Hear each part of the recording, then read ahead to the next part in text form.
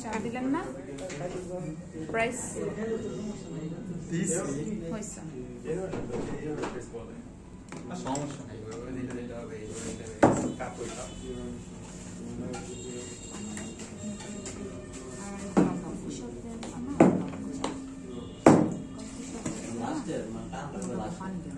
পানি ওই যে আমি ট্রাই করছিলাম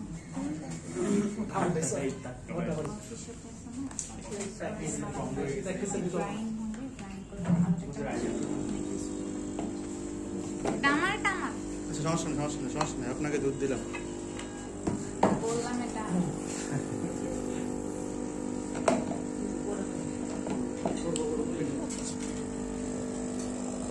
খাটিয়ে মেলে একটু দেখে নিন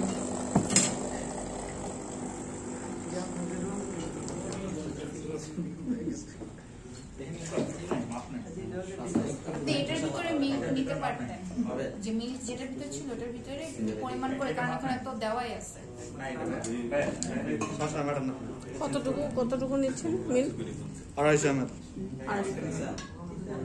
250 ml না ভাইয়া 220 ভাইয়া সমস্যা নাই এসপ্রেসো কতগুলো বন্ধ করে দিলাম এটা পুরো হয়েছে আপনি তো 60 ml নিয়ে ফেলেছেন তো বন্ধ করে দিলাম না এটা তো আপনি ছড়ায় উঠায় দেবেন ছড়াইয়া তো উঠায় দেবেন ভাইয়া একটু বেশি একটু চুমুক দিয়ে মানে বেশি করে ছিল তাই না ওই যে মিল্ক 250 ml দিছে তো এটা চেঞ্জ করে দেয় এটা এটা খেয়ে ফেলেন নেওয়ার টাইমে পরিমাণ কতটুকু নিয়ে চলে যাবে এই চামচটা এগুলো আপনার ইয়াটা করতে তো হবে আছে নেওয়ার টাইমে না দিতে হবে না আপনি সবটা দিয়েন না কফিটা স্ট্রং হবে না ভালো হ্যাঁ কফিটা স্ট্রং হবে না লাইট হবে আপনি জানেন না আপনি এক্সপার্ট ছিলেন আপনি পারেন না কেন বলুন আমি ভাবছি বন্ধ হয়ে তো কেসে আর গুরুত্বের সমস্যা ভাইয়া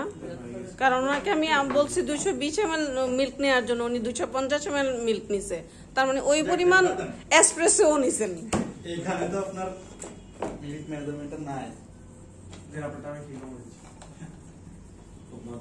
মিল্ক এইটা দিয়ে হতো আপনার আবার এখানে ঢেলে রাখছেন দেখি মিল্ক তো কমই থাকে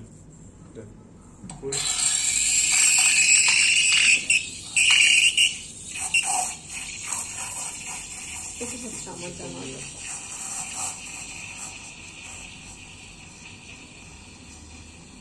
আচ্ছা স্যার আমরা যখন করব তখন তো ওই থার্মালটা থাকবে না যে থার্মোমিটারটা মানে থার্মোমিটারটা তো সব সময় পসিবল হবে না যেহেতু যখন ক্লায়েন্ট আসবে রাশ যখন থাকবে তখন যখন আপনি উঠতে করতে উপাস হয়ে যাবে তাহলে মধ্যে হাতে নিয়ে তখন আপনি এটা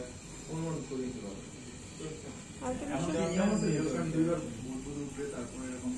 ভাই আরেকটা বিষয় হচ্ছে যে ইয়ের সাথে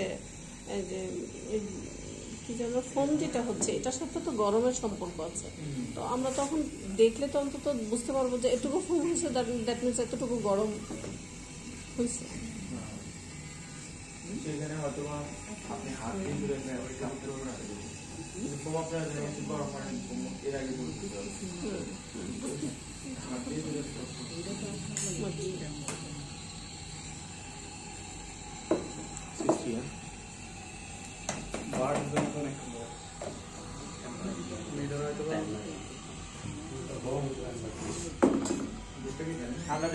আচ্ছা আপু মনে আছে কি কতটুকু গরম হবে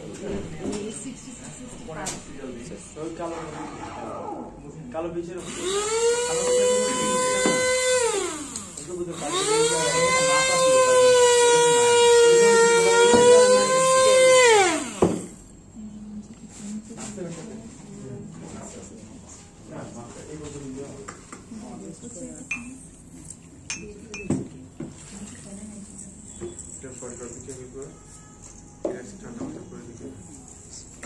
আপনি তো বাইরে করছিলেন না? জি পারবেন তো? ইনশাআল্লাহ বলা লাগবে এটা করবেন ইনশাআল্লাহ ভালো লাগবে